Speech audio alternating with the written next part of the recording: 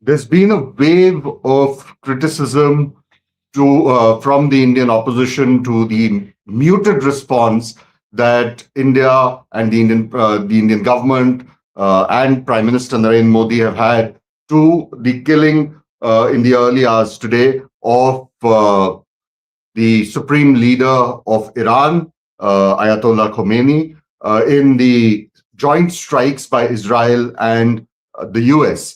Now, the opposition has slammed the killing of Khamenei, and they've called it, you know, the response of the Indian government has been condemned as an act of moral cowardice, one that goes against the foreign policy, the interests of India in the region, the long-standing position that India has had, and its foreign policy engagement that India has had with Iran and with the Gulf, the wider Gulf region.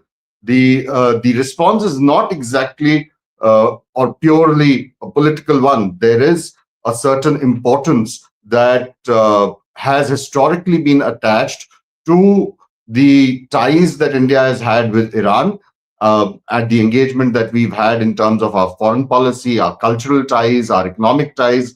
And as the Congress has reminded the Prime Minister that back in 1994, it was at the instance of the Iranian establishment of the time that an effort by Western powers to bring a resolution in the UNHRC against India on the issue of Kashmir had been blocked.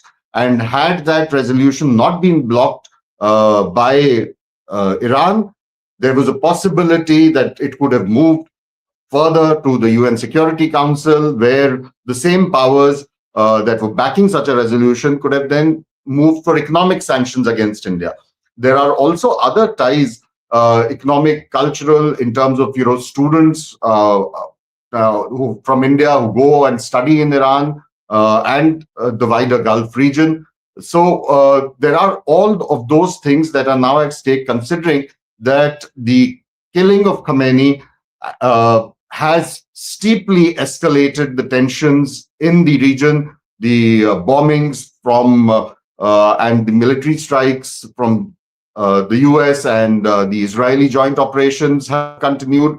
Iran's retaliation has also spiked.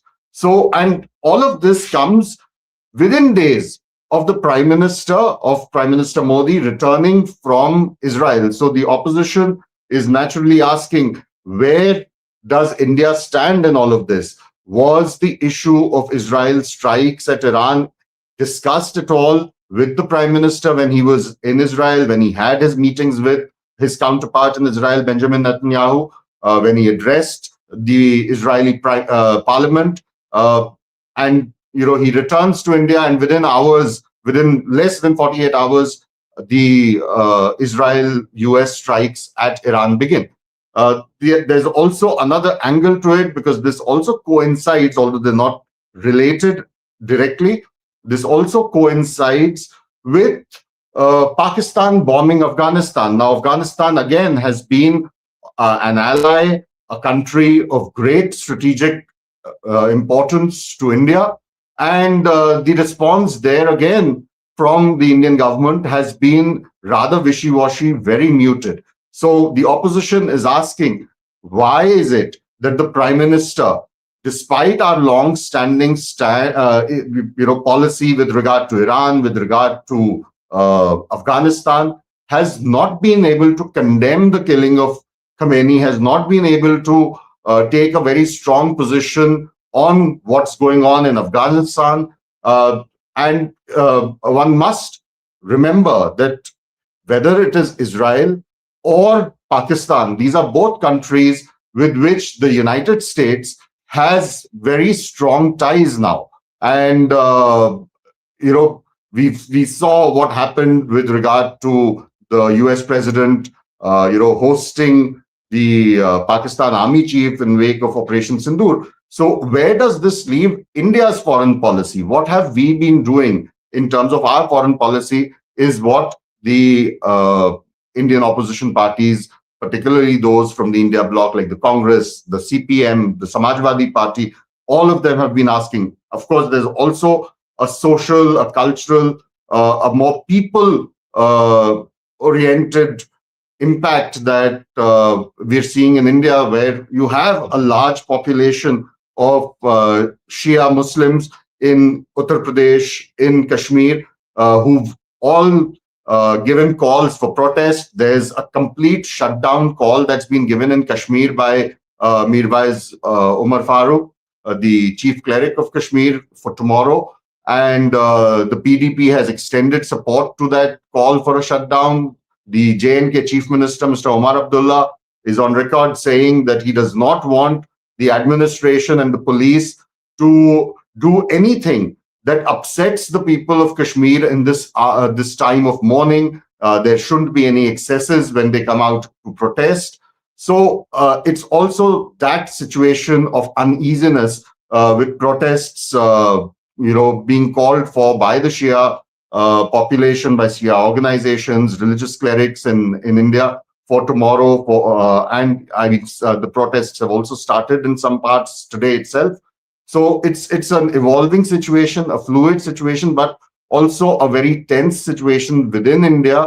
And the government's response to it so far does not inspire confidence, is what the opposition is saying. The Parliament's budget session, remainder of the budget session, is supposed to start on the 9th of March. The opposition wants to raise questions with regard to foreign policy, with regard to what's happening in Iran, what's happening in Afghanistan, when Parliament convenes on the 9th of March. We'll have to wait and see how that pans out. But as things stand today, there's a lot that the Indian government needs to assure Indians back home, as well as the millions of Indians who are currently stuck in Iran and the wider Gulf region, which is witnessing one of the gravest military escalations in recent times. We'll keep bringing you more updates.